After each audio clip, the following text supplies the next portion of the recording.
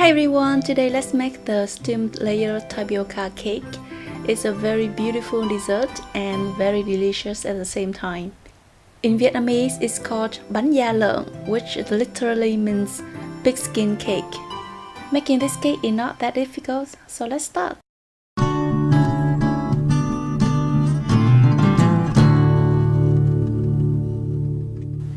The ingredients you will need are 200 g of tapioca starch, 50 g rice flour, 250 g sugar, 1 can of coconut milk, and 200 g of cooked mung beans.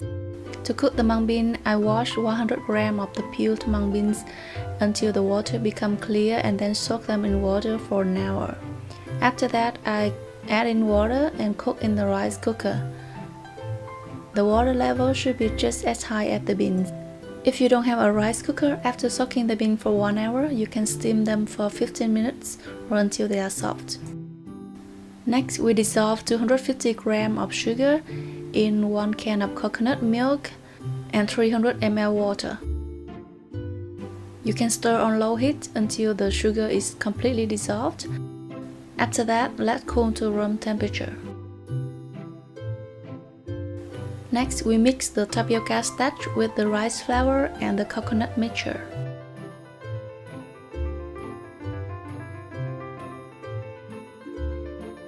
Stir really well until you get a very smooth batter. You can strain the mixture to make sure that there's no lump inside. And don't forget to add in a pinch of salt.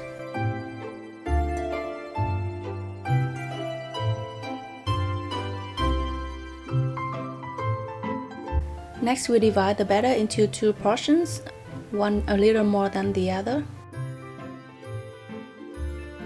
The smaller portion should be around 1½ cup. Next, we add some pandan extract to the bigger portion. This will make the green part of the cake. The pandan extract also gives the cake a very nice pandan flavor.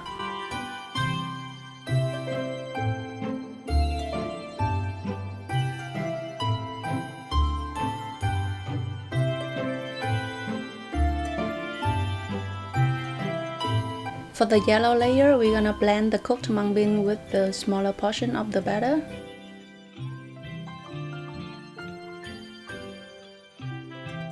Then blend it really well until smooth.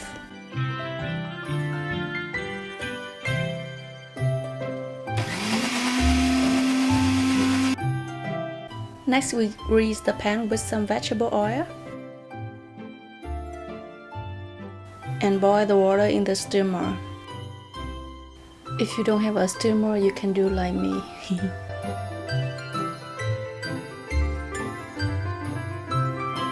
Okay, so when the water in the steamer starts to boil, we add in 2 layers of the green layer. Cover the lid and steam for about 3 to 4 minutes. To avoid the water dripping into the cake, you can wrap the lid with the kitchen towel like this. When the green layer is slightly set, we're gonna add in 2 layers of the yellow batter. Make sure the lower layer is slightly set before we add in a new layer because we don't want them to mix up. But we also don't want them to be too separated, so steam each layer just a few minutes only, and not too long. Okay, so just continue until you finish the batter. You can make this cake in a pan or in small molds like this.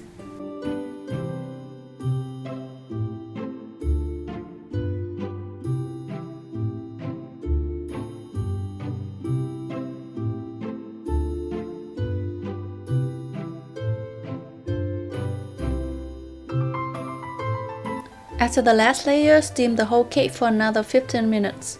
When you poke the center of the cake with a chopstick and you see no batter spilling out, it's done. For example here, the heart-shaped one should be steamed a little longer and this small one is done already. Make sure you let the cake cool completely before you unmold and cut them.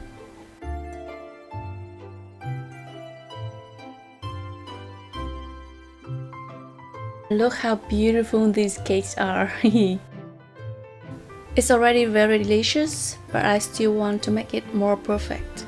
I want it to be a little softer and has the natural fresh pandan flavor. So I bought a bunch of fresh pandan leaves and chopped up about 6 of them.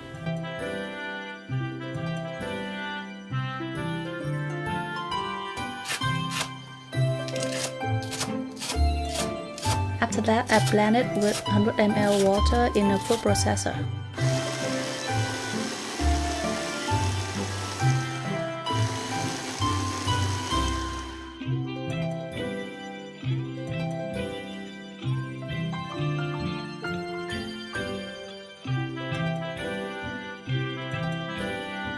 Then I strain it and get 100 ml pandan water. The color is very natural, very green and very fragrant. Then I add to the bigger portion of the batter instead of the pandan extract, so we get a very natural green color, very beautiful and fragrant. And I also strain it to make sure the batter is completely smooth. So these are the batter. It's a little more liquidy than the previous time, but I want the cake softer, so it's gonna be good. So I steam the batter layer by layer like the previous time, and this is what I get. The cake is set, but still soft, which is much more to my liking. Of course, I have let it cool completely, and now I'm gonna cut it.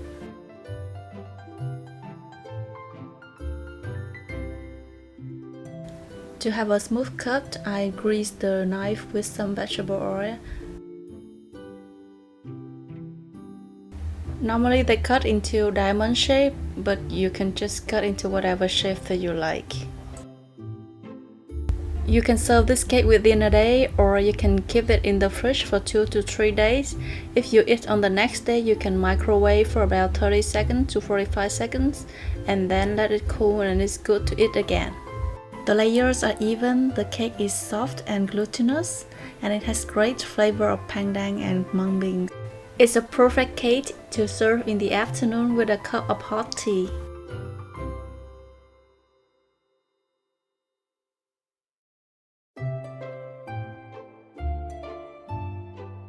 So I hope you enjoy making and eating this cake as much as I did.